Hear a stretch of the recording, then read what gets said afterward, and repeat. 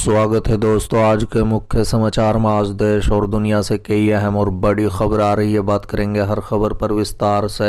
लोकसभा चुनाव में ईवीएम में बीजेपी को गए सारे वोट, हंगामा के बाद सुप्रीम कोर्ट ने दिए ईवीएम जांच के आदेश। एक और बड़ी अपडेट, अमानतुल्लाह की गिरफ्तारी पर भड़की आप, कहा दिल्ली सरकार गिराने के लिए आप विधायकों को तोड़ने की कोशिश कर रही है भाजपा। इसी के साथ अगली बड़ी खबर में आपको बताएंगे। बीजेपी के घोषणा पत्र को लेकर असदुद्दीन ओवैसी ने बोला बड़ा हमला, कहा अहम शब्द से है बीजेपी को नफरत। एक और बड़ी अपडेट, ईवीएम में कोई भी बटन दबाओ वोट, बीजेपी को ईवीएम में गड़बड़ी की शिकायत पर सुप्रीम कोर्ट सख्त, चुनाव आयोग को भेजा नोटिस। तो चलिए देख लेते आज की पहली बड़ी खबर। लोकसभा चुनाव 2024 मॉक ड्रिल में सिर्फ बीजेपी को मिल रहे हैं वोट, हंगामा के बाद सुप्रीम कोर्ट ने दिए ईवीएम जांच का आदेश। दरअसल दोस्तों, लोकसभा चुनाव से एक दिन पहले वोटिंग मशीन से मामला काफी चर्चा में है। विपक्ष की ओर से एक बार फिर से वोटिंग मशीन के साथ छेड़छाड़ का आरोप लगाया गया है, जिसे लेकर सुप्रीम कोर्ट ने चुनाव आयोग से जांच कराने के आदेश दिए हैं। बता दें, मॉक ड्रिल के दौरान केरल में बीजेपी को ज्यादा वोट मिले थे। इस मामले की सुनवाई सुप्रीम कोर्ट के जस्टिस संजीव खन्ना की अगुवाई वाली बेंच में हुई है,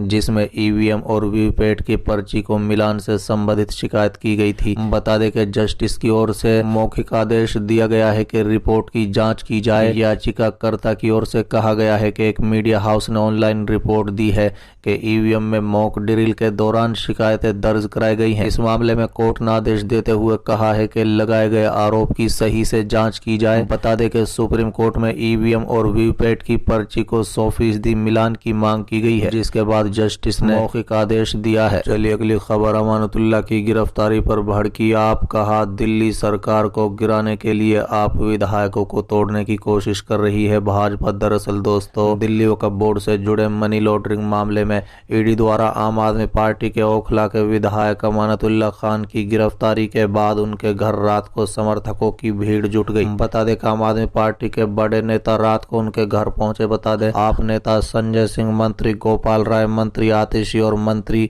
सौरभ भारद्वाज सहित अन्य नेता अमानतुल्लाह के परिजनों से मिलने पहुंचे। बता दें कि आप नेता राज्यसभा सदस्य संजय सिंह ने कहा है कि भाजपा हमारी पार्टी को तहस नहस करने में लगी हुई है। उन्होंने कहा है कि ये सब साजिश के तहत किया जा रहा है।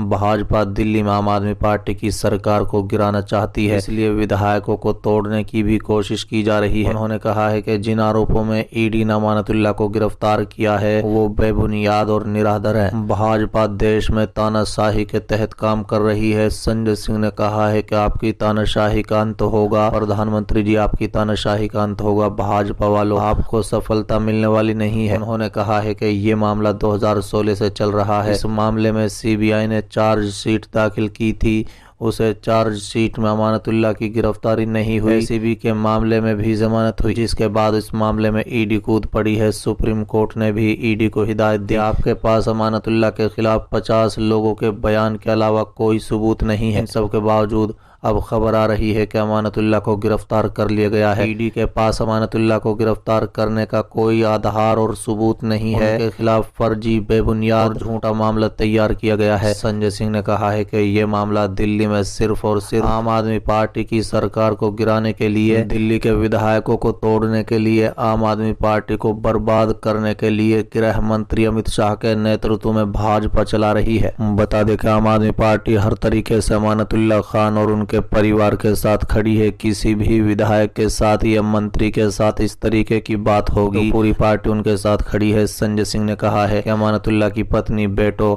और भाइयों से बातचीत हुई है। उन्हें आश्वस्त किया गया है कि आम आदमी पार्टी उनके साथ खड़ी है। चलिए अगली खबर, बीजेपी के घोषणा पत्र को लेकर असदुद्दीन ओवैसी ने बोला बड़ा हमला, कहा अहम शब्द से है बीजेपी को नफरत। दरअसल दोस्तों, हैदराबाद से सांसद असदुद्दीन ओवैसी ने बीजेपी के घोषणा पत्र को लेकर बड़ा दावा किया है। बता दें, सांसद ने कहा है कि भारतीय जनता पार्टी ने अपने लोकसभा चुनाव के घोषणा पत्र में अल्पसंख्यकों का उल्लेख नहीं किया है। उन्होंने कहा है कि पार्टी ने अल्पसंख्यक के बजाय हाशिए पर रहने वाले समुदाय शब्द का इस्तेमाल किया। ओवैसी ने दावा किया है कि भाजपा के विज्ञापन में उन्होंने एसटी और ओबीसी का जिक्र किया, लेकिन अल्पसंख्यकों का जिक्र नहीं किया क्योंकि उन्हें एम शब्द से बहुत नफरत है। उन्होंने कहा है कि मैंने 17 अप्रैल को विभिन्न समाचारों में भाजपा नेताओं के विज्ञापन देखा है। कृपया देखें कि जब वो सरकार से व्यवस्था शुरू करने के लिए शरण या मदद की बात करते हैं तो ये एसटी और संबंध शब्द है। भाजपा ने अल्पसंख्यक शब्द का उल्लेख किया है। बता दें इतना ही नहीं, उन्होंने कहा है कि बीजेपी कहती है कि हाशिए पर रहने वाले समुदायों को छात्रवृत्ति दी जाएगी। बीजेपी ने अपने चुनावी घोषणा पत्र में नागरिकता संशोधन कानून